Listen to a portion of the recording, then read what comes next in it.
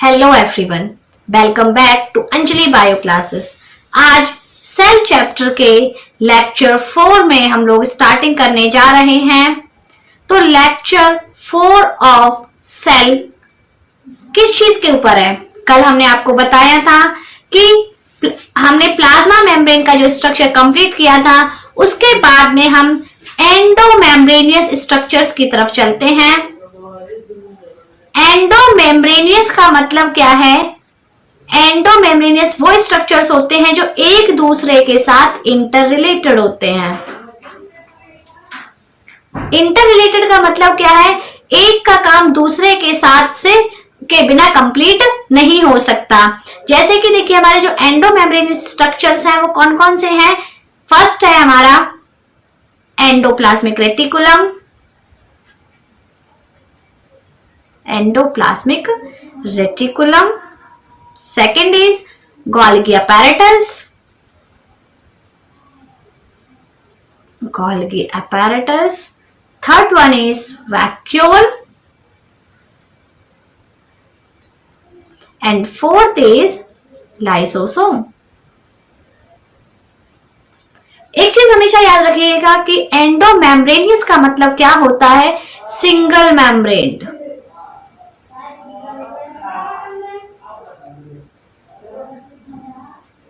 Single membranosus. जितने भी हमारे जो सेल ऑर्गेनल्स हैं, यदि वो सभी सिंगल मेम्ब्रेन बाउंडेड हैं तो हम उन्हें कहते हैं एंडोमेम्ब्रेनियस। दूसरी चीज, ये सभी एक दूसरे से इंटर रिलेटेड होते हैं। क्लियर?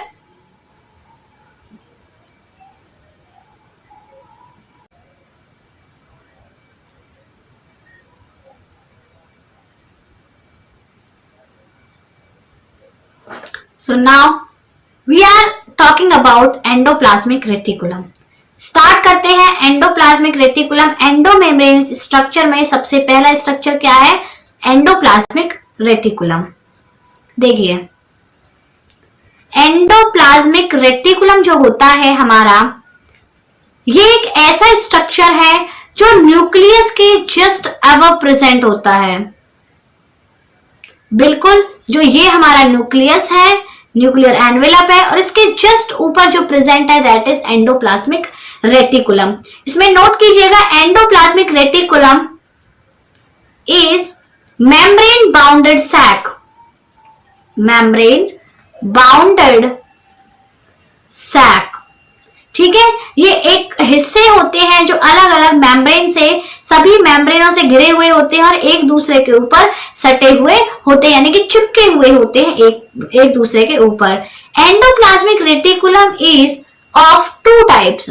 एंडोप्लाज्मिक रेटिकुलम दो प्रकार का होता है, smooth endoplasmic reticulum and rough endoplasmic reticulum. देखिए, जो एंडोप्लाज्मिक रेटिकुलम है वो दो प्रकार से डिवाइड किया गया है, रफ तथा स्मूथ में। जो रफ एंडोप्लाज्मिक रेटिकुलम होते हैं, they are present just above the nucleus, just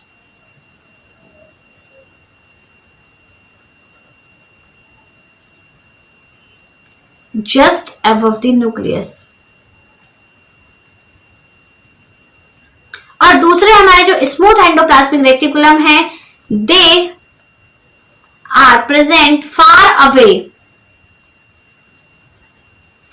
away from nucleus. Okay, it is difference between both of them. अब हम चलते हैं आगे। तो देखिए, स्मूथ एंडोप्लाज्मिक रेटिकुलम और रफ एंडोप्लाज्मिक रेटिकुलम में क्या डिफरेंस है? एसईआर और आरईआर के बीच हम डिफरेंस पढ़ने जाएंगे। क्या है? जो आरईआर होते हैं, इनके ऊपर राइबोसोम्स प्रेजेंट होते हैं। Ribosomes are present on it. तो हमेशा याद रखना, इसके जो एक आर है, इससे दो चीजें डिनोट हो रही हैं। First, it is rough, and second, ribosomes are present on it. जो स्मूथ एंडोप्लाज्मिक रेटिकुलम होता है, ribosomes are absent on them. Ribosomes are absent on it. Next difference is synthesized proteins. Protein, reason क्या है इनका protein synthesis करने का? क्योंकि ribosomes are protein factory of cell. जो राइबोसोम्स को प्रोटीन फैक्ट्री कहा जाता है और वो रफ एंडोप्लाज्मिक रेटिकुलम के ऊपर प्रेजेंट है, तो बहुत कॉमन सी चीज हमें यहाँ पर शो हो रही है कि राइबोसोम्स रफ एंडोप्लाज्मिक रेटिकुलम क्या बनाएंगे? प्रोटीन। क्लियर? जो स्मूथ एंडोप्लाज्मिक रेटिकुलम है ये स्मूथ होते हैं यानी कि चिकने होते हैं। आप एक चीज को देखिए, थोड़ा ध्यान से देखिएगा कि जो रफ है उनके ऊपर राइबोसोम प्रेजेंट है, उसने तो वहां से बता दिया कि राइबोसोम यदि उनके ऊपर प्रेजेंट है तो वो प्रोटीन्स बनाएंगे। लेकिन जो चीज चिकनी है, स्मूथ है, वो अपनी ही जैसी स्मूथ चीज बनाएगी, दैट इज लिपिड्स। देखिए लिपिड्स क्या होते हैं? फैट, वसा, ये स्टेरॉइड्स का निर्माण करते हैं और जो स्टेरॉइड्स होते हैं ये हार्मोन्स निकालते हैं। ठीक है, एस्ट्रोजन, प्रोजेस्टेरॉन और टेस्टोस्टेरोन, ये तीनों हार्मोन्स स्मूथ एंडोप्लाज्मिक रेटिकुलम से ही बने हुए होते हैं। नेक्स्ट ये क्या करती है? Detoxification of drugs. Detoxification of drugs कहां पर? लिवर में। लिवर के अंदर ड्रग्स का डिटॉक्सिफिकेशन यह करती है। देखिए जो हमारी दवाइयां होती हैं वो हमारी बॉडी के लिए जितनी यूजफुल होती है उतनी हार्मफुल भी होती हैं। तो जो हमारी दवाइयां हैं उनसे जो एक ऑर्गन ठीक होकर दूसरे ऑर्गन पर जो साइड इफेक्ट, जो टॉक्सिसिटी हो रही है, उस टॉक्सिसिटी को खत्म करने में ये हेल्पफुल होते हैं। कहाँ की टॉक्सिसिटी को? लिवर के अंदर हो रही टॉक्सिसिटी को एसईआर खत्म करते हैं। नेक्स्ट हम चलते हैं गोल्गी अपैरेटस की तरफ। देखिए it is our Golgi apparatus. तो जो गोल्गी अपैरेटस होता है ये हमारा पैरेलल सैक ऑर्गेनल होता है। यानी कि आप देख पा रहे हैं कि इसके जो लेयर्स हैं, इनके जो सैक्स हैं, मतलब जो इनके पार्ट्स हैं, पार्ट्स हम सैक्स को कह सकते हैं, वो एक दूसरे के ऊपर पैरेलली अरेंज्ड हैं। किस प्रकार से? बिल्कुल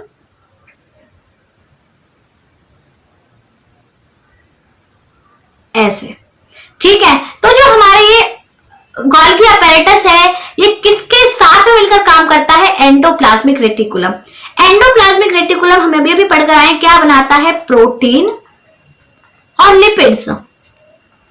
ओके, लेकिन जो हमारा गोल्गी अपैरेटस है ये क्या करता है? पैकेजिंग। यानी कि ये आपकी एक प्रोडक्ट की कंपनी है या कोई दुकान है जहां से गोल्गी अपैरेटस किसका काम कर रही है? एक अमेजॉन या फ्लिपकार्ट का। ठीक है, किसी दुकान से उन्होंने सामान को उठाया, अपना लेवल लगाया और कस्टमर को जाकर दे दिया। सेम कंडीशन हमारी गोल्गी अपैरेटस करती है। ये क्या करती है? आपके एंडोप्लाज्मिक रेटिकुलम से प्रोटीन और लिपिड्स को लेती है, उनको ग्लाइकोसाइलेशन की प्रोसेस के द्वारा ग्लाइकोलिपिड्स और ग्लाइकोप्रोटीन्स में कन्वर्ट करती है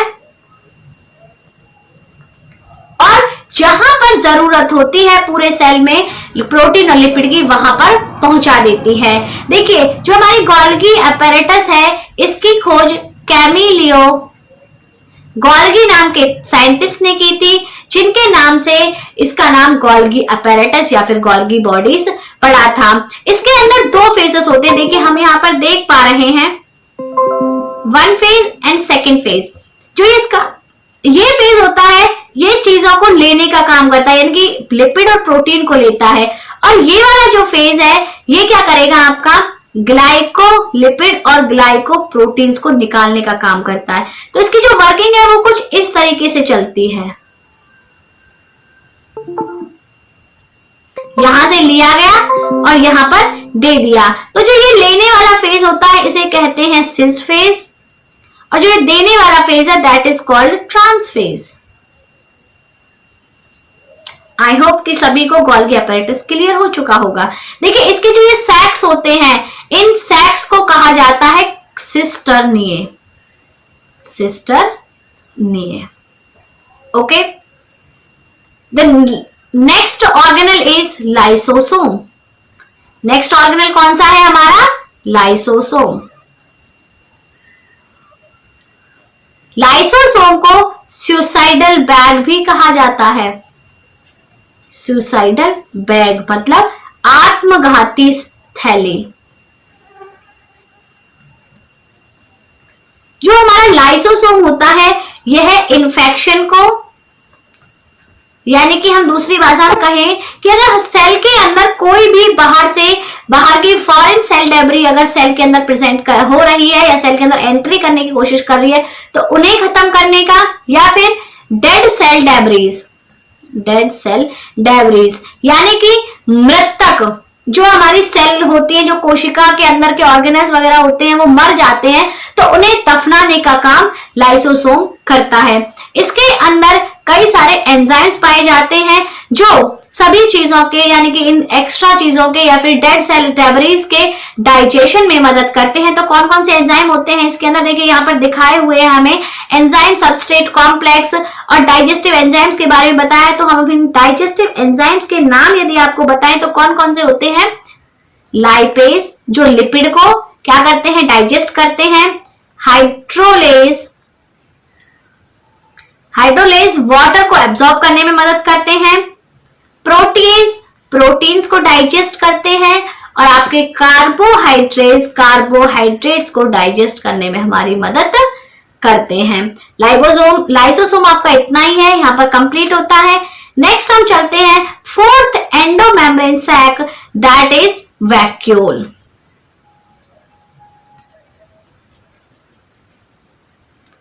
हमने आपको कल भी बताया था, हमारी पिछली वाली इंट्रोडक्शन वीडियो में बताया था सेल के, कि जो वैक्यूल होता है वो एनिमल सेल का वैक्यूल स्मॉल होता है, किसमें, एनिमल में, और जो प्लांट सेल होती है उसके अंदर वैक्यूल कैसा होता है, लार्ज। देखिए हमने यहाँ पर जो स्ट्रक्चर दिखाया है ये भी आपको प्लांट सेल वैक्यूल दिखाया है, क्योंकि प्लांट सेल के 95% पार्ट को कौन ऑक्यूपाई करता है, vacuole, because our plants need much water than animals, that's why plants vacuole is larger than animals vacuole. जो हमारा ये वैक्यूल होता है, वैक्यूल के ऊपर एक परत पाई जाती है जिसे कहते हैं टोनोप्लास्ट। ये पानी के एब्जॉर्प्शन में या फिर स्टोरेज में हेल्प करती है और इसके अंदर जो पानी फिल्ड होता है उसे कहा जाता है सेल सैप। ओके, इसी के साथ में हमारे एंडोमेम्ब्रेनियस स्ट्रक्चर्स कंप्लीट होते हैं। कल आपके माइटोकॉन्ड्रिया, न्यूक्लियस, जो मोस्ट इंपॉर्टेंट माइक्रोट्यूब्यूल और सेंट्रियोल्स, इन चारों ऑर्गेनल्स के बारे में हम बात करेंगे और यहीं पर हमारा चैप्टर एंड हो जाएगा। उसके बाद में हम नए चैप्टर्स पर चलेंगे। Okay, thank you, have a nice day.